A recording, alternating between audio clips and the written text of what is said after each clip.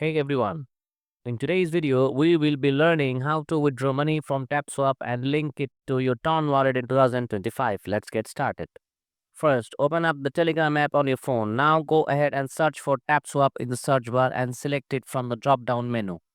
Once you're in the Tapswap chat, tap the play button located at the bottom left side of the screen. Now tap the Connect Wallet option on the right side. Next, select Keeper Wallet and it will start opening the Keeper app. Once inside the Keeper app, you'll need to connect your wallet. For security reasons, enter your passcodes to proceed. After that, your wallet will be successfully connected and you'll see your wallet ID. Now, if you want to swap tokens, navigate to the Swap tab at the bottom. Enter the amount of ton you want to send and then tap Swap. And that's it. You have successfully linked your wallet and swap tokens.